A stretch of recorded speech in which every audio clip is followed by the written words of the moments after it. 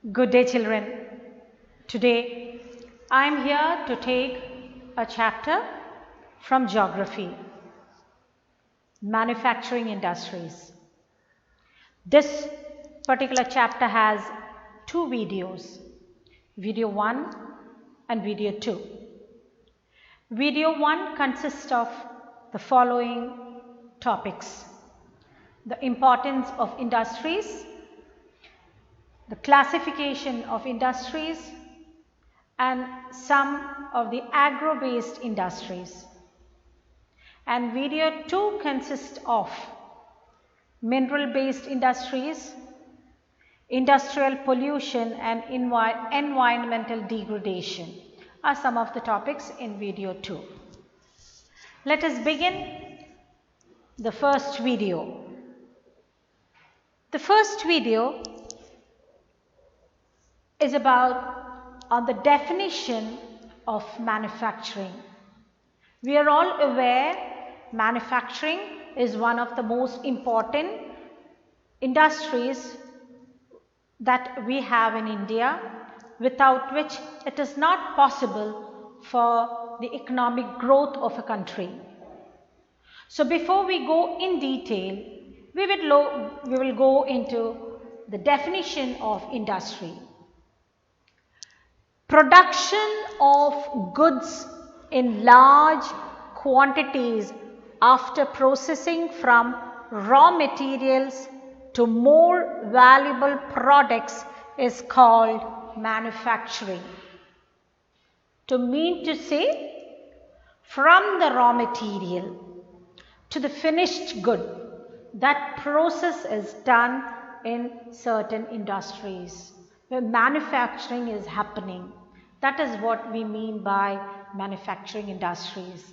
I repeat the definition: production of goods in large quantities.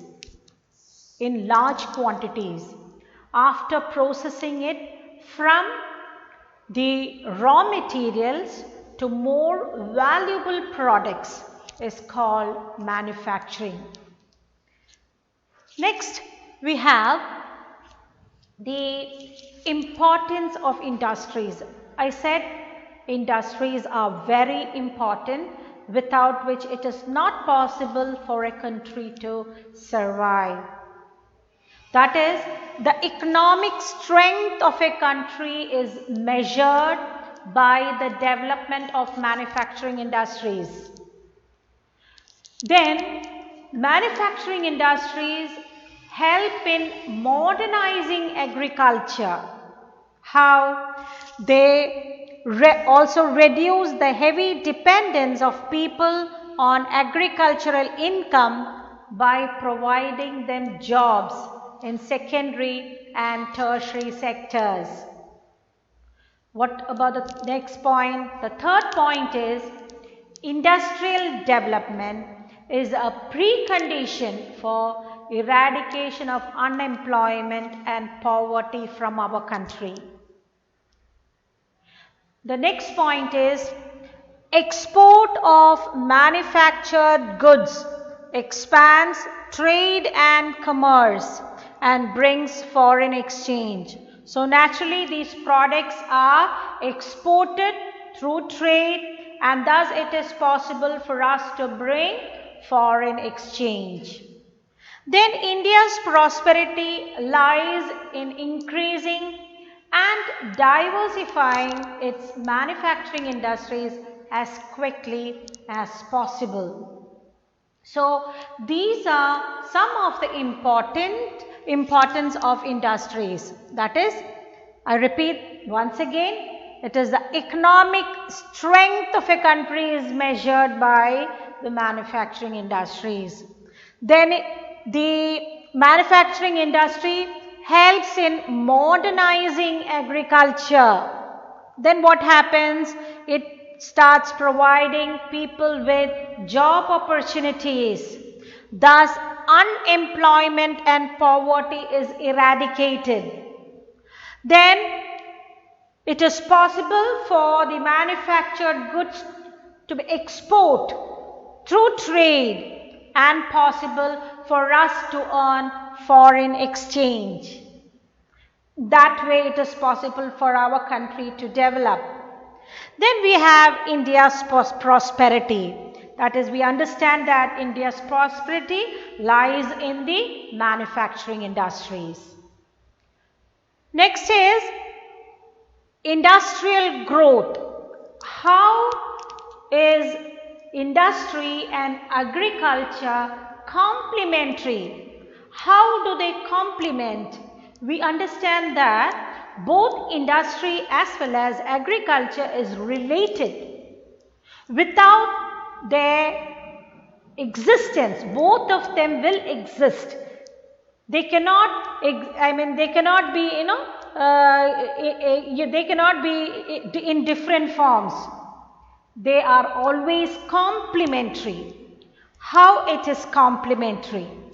That is, the surplus labor of agriculture is supplied to industry by the steady migration of the working population from the rural to the urban sector. That is, the number of laborers who might be more in the agricultural sector. So naturally, some of them do not have employment there. So these people, these laborers, they migrate to the urban areas to find a job. That too in the manufacturing industries. Then we have agriculture is the major supplier of raw materials to many industries. As we said, from the raw materials to the refined product. So raw materials, we get it from agriculture, from the farms, then that is converted into refined product in the manufacturing industries. Third is, agriculture is an important purchaser of our industrial output like fertilizer industry, etc. There are many industrial units which depend on agriculture, because lot of things we buy, that is the fertilizers and all, we buy it, that is the agriculture sector buy it from the industries. So we understand that both of them are complementary. They cannot survive without them. Each of them are complementary to each other. Then we understand the contribution to national economy. How is this manufacturing industry contributing to the national economy? The first one it speaks about.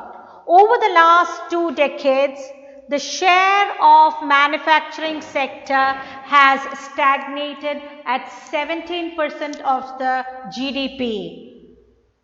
Out of a total of 27% of the industry, which includes 10% for mining, quarrying, electricity and gas. The second point speaks about the trend of growth rate in manufacturing over the last decade has been around 7% per annum. The desired growth rate over the next decade is 12%. So we expect another hike of exactly the double for the next decade. Then since 2003, manufacturing is once again growing at the rate of 9 to 10% per annum. So we understand that the manufacturing industries are providing, or it is moving forward. So we understand that without which it is not possible for India's growth in the national economy. Then let's go to the industrial location.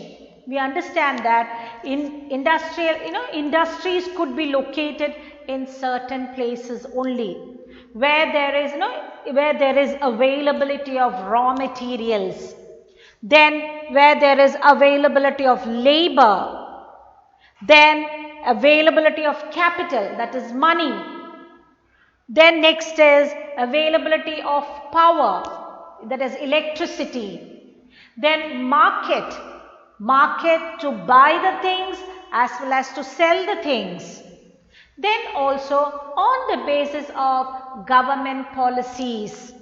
That is, sometimes the government, they take certain policies like they make sure that the license is given, that is, in order to open an industry, the government will give license to certain industries that you can open an industry only this particular area, or you can open that industry in that particular area.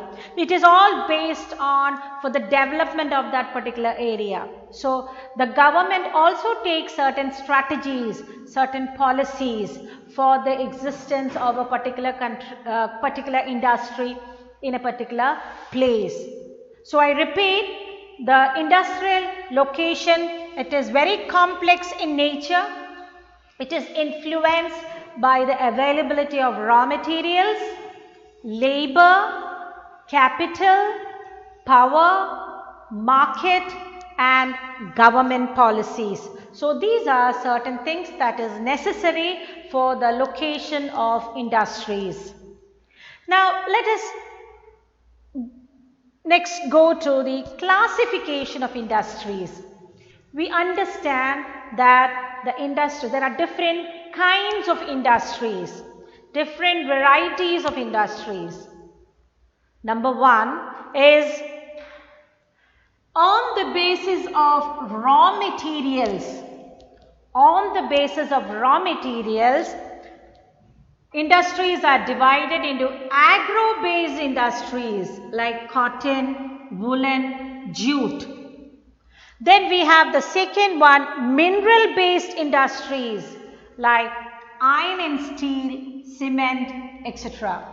I repeat, on the basis of raw materials, industries are divided into two, agro-based industries, mineral-based industries. Now, according to their main role, industries are divided into basic or key industries, and second one is consumer industries. I repeat, according to their main role, industries are divided into two, basic or key industries or consumer industries. Next we have on the basis of capital investment. That is a third criteria. On the basis of capital investment, industries are divided into small scale industries and large scale industries. That is mainly based on how a country, on what basis, that is on the basis of investment. If a country invests below 1 crore, that is called small scale industries. And if it is more investment, more than 1 crore investment, then it is called large scale industry. Then we have on the basis of ownership. On the basis of ownership, the industries are divided into four. One is public sector, next is private sector, next is joint sector and cooperative sector. So on the basis of ownership, the industries are divided into four: public sector, private sector, joint sector and cooperative sector. Next we have based on the bulk and weight of raw materials and finished goods. The industries are divided into two: heavy industries and light industries. On the basis of bulk and weight, it is divided into two: heavy industries and light industries. I repeat once again, the industries are classified on the basis of raw materials. It is divided into two: agro-based industries and mineral-based industries. According to their main role, basic or key industries and consumer industries. And on the basis of capital investment, it is divided into two: small scale industries and large scale industries. Next, on the basis of ownership, it is divided into 4: public sector, private sector, joint sector and cooperative sector. Next, on the basis of bulk and weight, it is divided into heavy industries and light industries. Now we shall go in detail about the agro-based industries, that is the industries which is based on agriculture. And under agriculture, that is under agro-based industries, we have the first industry called textile industries. Textile industries. And we are aware textile industry is one of the most important industry that is existing in our country, and it is the only industry which is self-reliant and complete in the value chain, that is from the raw materials till the end of a textile, or till the end of a cloth or cloth making process, till the selling of the product. That process happens only in the textile industry in India. And we also understand that textile industry contributes 14% to industrial production. 14% to industrial production. Then we also understand textile industries provides employment to around 35 million persons, and most of them are directly employed. I repeat, it is an employment generation industry which provides 35 million persons are employed directly. Then we also earn foreign exchange of about 24.6% of foreign exchange. We get a profit of that. Then GDP, it contributes 4% towards GDP. And as I said, it is one of the most important industry which is self-reliant and complete in the value addition or value chain. Thus, it is that important. Under the textile industry, we have the cotton textile. The cotton textile.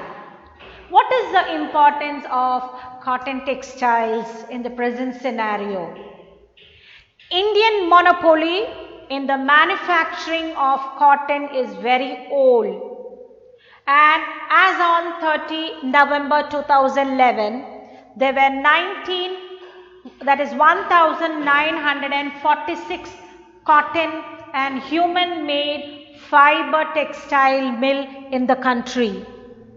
And the industry provides a living to farmers, cotton ball pluckers and workers engaged in ginning, spinning, weaving, etc. These are certain processes of the cotton textile industries.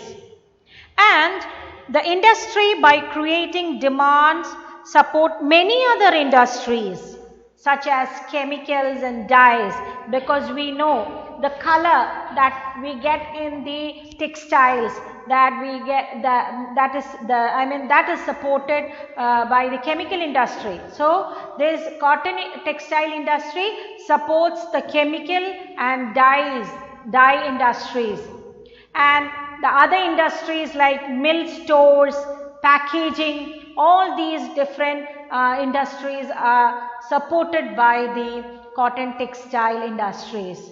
So it is that important. So it is income generating, it is having foreign exchange, so it is that important to our country. Then we also must know the factors affecting the location where these industries are located. Where is a prime place for the location of cotton textile industries? Naturally, we know where there is availability of cotton, then availability of market, then availability of transport, then the climate, humid temperature, enough humidity must be there.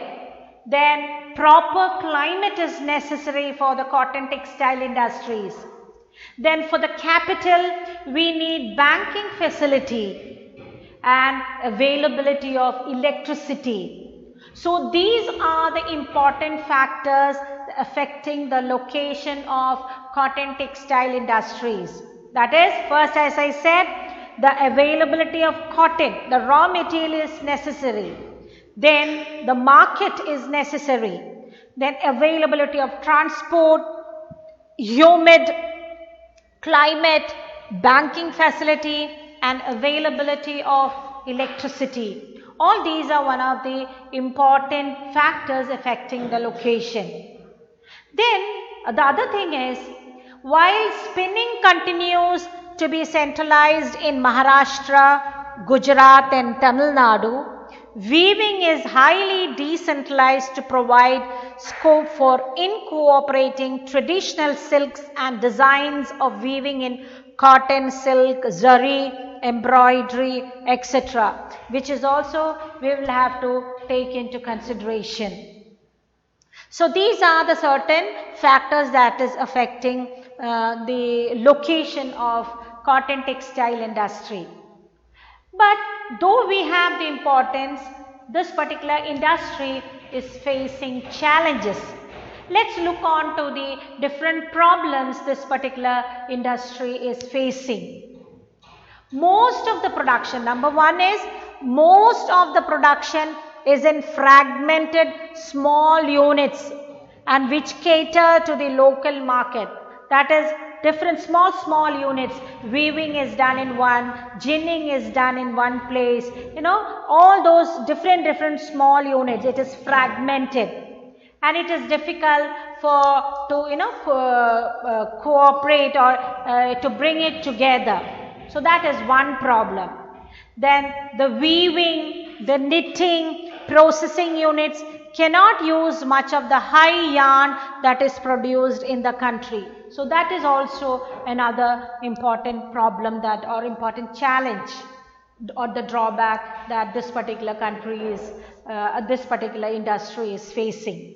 Then the next problem is scarcity of good quantity cotton. That is also a very important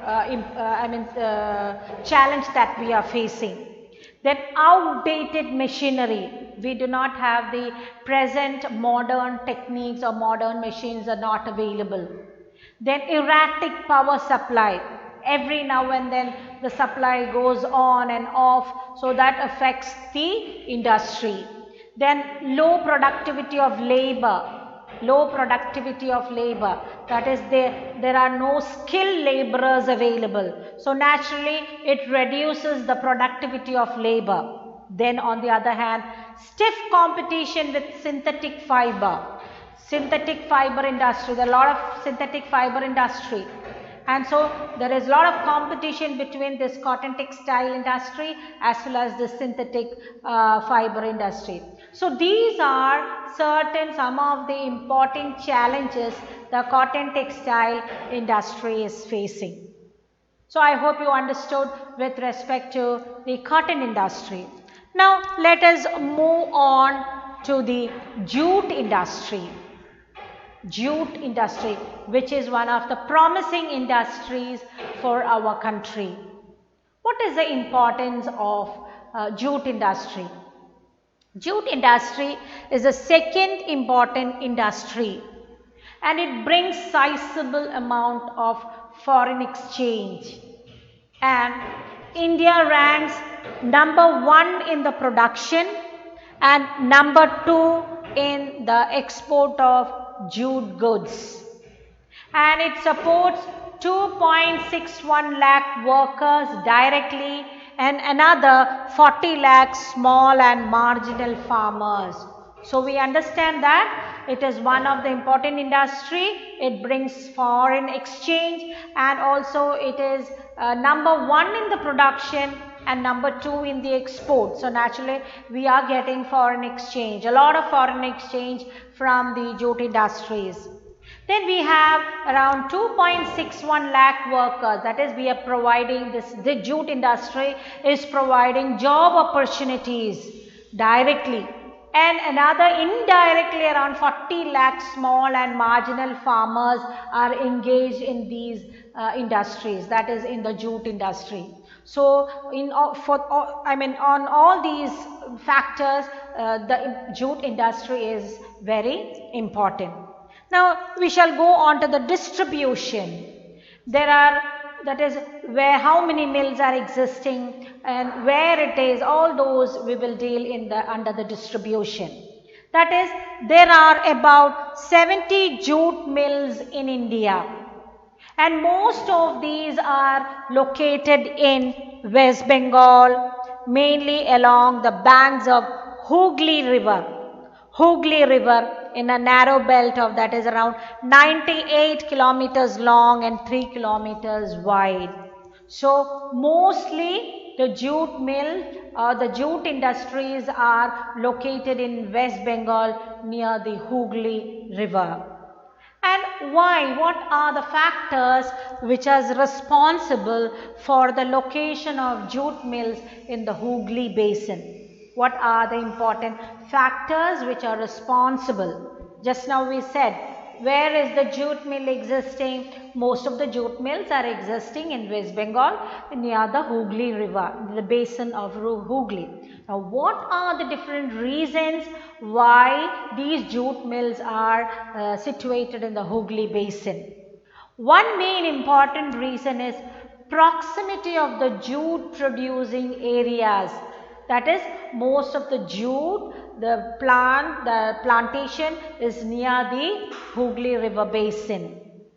Then, so since it is near the water body, inexpensive water transport, so it is possible for them to carry or to transport the the plantation or the jute to and fro because of the availability of water.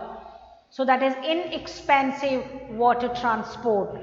Then the third one is support by good network of railways, roadways, waterways, and to facilitate movement of raw materials to the mills. That is, the roadways are there, waterways are there, and railways. All the three are readily available near these areas, and it is possible for the movement of the raw materials to these mills. So that is another important factor. Then next is abundant water for processing of raw jute. Since it is near the Hooghly River Basin, there is abundant water is there. So it is easy for them to process the jute, or this particular industry needs lot of water. Then we have availability of cheap labor from West Bengal and adjoining states. We understand that lot of workers are there in West Bengal and neighboring states of West Bengal. So cheap labor, and the labor, that is the less labor it is. So number of laborers are more, and we needn't give them that much salary. So availability of cheap labor from West Bengal and the adjoining states. Next is Kolkata, which has large urban center which provides banking and insurance, and there is availability of port. We understand that for an industry you need capital, and since Kolkata, which is an urban center which has lot of banking facilities, we have insurance companies, and port is also near Kolkata. So there is possibility for the possibility of exporting and importing lot of things which is connected to the jute industries. Then, as we said, port facilities for export of good is also there, which is one of the most important factor for the existence of jute mill industries near Hooghly Basin. Then we have next some of the challenges faced by the jute industries. The problems faced by the jute industries. Number 1, less demand for jute carpets and packaging materials.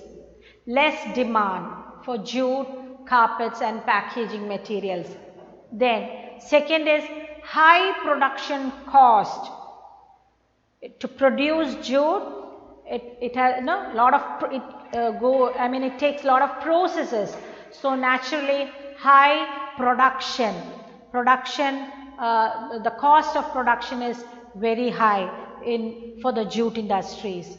Then as I said, stiff competition in international market, stiff competition, and also competition from other substitutes, like I said, the synthetic fibers. So these are certain problems, or these are the certain challenges faced by the jute industry. I repeat, less demand for the jute carpets, then the cost of production of jute is high, then there is stiff competition in the international market, and competition from other substitutes like synthetic fiber are some of the important challenges or problems this particular industry is facing. Now, on the basis of trade, though we have stiff competition in the international market, but still trade is happening. Our jute products are exported to USA, Canada, Russia, UAE, Australia and UK. I repeat, it is exported to USA, Canada, Russia, UAE, Australia and UK. So these are some of the important points with respect to jute industry. Next, we shall go to sugar industry. Sugar industry. Let's go to the importance of sugar industry. India stands second as a world producer of sugar, but occupies the first place in the production of gur and khandasari. These are certain products of sugar or sugar cane, gur and khandasari. So this that is, India stands second as a world producer of sugar, and first it occupies the first place in the production of gur and khandasari. Now what about the location? Where is this industry is located? Since sugarcane is heavy, weight losing and perishable, that is why mills located close to the sugarcane producing areas, that is, most of the sugarcane mills or sugar mill industries are located near where the sugarcane is grown, because we understand that sugarcane is heavy and it loses its weight very fast, and it is also a perishable product. So it is very near to, the mills are very near to the sugarcane plantations. Then what about the distribution? We have around 460 mills found in Uttar Pradesh, Maharashtra, Karnataka, Tamil Nadu, Andhra Pradesh, Gujarat, Punjab, Haryana, Madhya Pradesh and Bihar.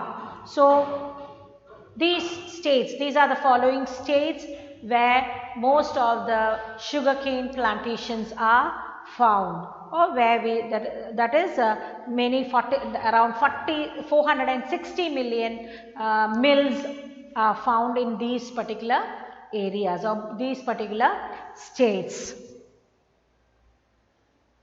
Now we also understand that nowadays the sugarcane industry is shifting to the southern and western states. Mostly it was almost all the sugarcane mills were in the northern part of India. But now it is shifting on to the southern and western states because of many reasons. Reasons like the cane produced in these regions has a higher sucrose content. That is, the juice of the sugar cane has high sucrose content if the plantations are in the southern and the western states. That is because of they have cooler climate and it ensures a longer crushing season. And this particular southern and the western states have a cooler climate, thus it is possible for them to ensure a longer crushing season. Then there are a lot of cooperatives are more successful in these states. That is, a lot of cooperative societies are available in the southern and western states. And these cooperative societies, it is having a direct connection with the sugarcane industries or sugarcane mills. It is providing labor, and that's how most of the industries now have a tendency to shift to the southern and western states of India. Then, like any other mills or industries, even our sugarcane industry is facing challenges or problems. What are the different problems the the sugar mills are facing? Number one, the seasonal nature of the industry. Number one is the seasonal nature of the industry. It is during only in different seasons, only in certain times we have the sugar industry working. Then second one is old and inefficient methods of production. We are still producing in the same old techniques with that same old machinery. So that is also one of the challenges that our country is facing. Then next is transport delay in reaching cane to factories and the need to maximize the use of bagasse. That is, as we said, it is a perishable product. So we have to make sure that the sugar cane reaches the factory as early as possible. Otherwise, its weight loses, the juice it reduces. So that is one issue. And also we have to make sure the residue of this product has to be, we have to, if possible, we can reuse it for some other purpose. So only then, all these things are not available in our country. So these are certain factors, these are certain challenges this particular mill is facing. First is seasonal in nature. Then we have old and inefficient methods of production. Then transportation is not available so that it is possible for them to reach the cane in factories as early as possible. And we need to maximize the use of bagasse, that is the end product, that is the residue of the sugar cane. So these are all the important problems or challenges the jute mill is facing. So I hope it is clear with all the different major textile industries, their location, their importance, their problems. Now let's go to the question hour session. The first question is, what do you mean by manufacturing? That is the definition of manufacturing. Second, explain the importance of manufacturing. Second one, Industry and agriculture are not exclusive of each other. We said it is complementary, both agriculture and industry. Fourth one, explain how we can classify industries with the help of examples. Next, write a short note on the following industries, highlighting their importance, location and challenges. Example, cotton textile industries, jute textile industries and sugar industries. I hope you are clear with the first video. We shall continue the next. Thank you and have a great day.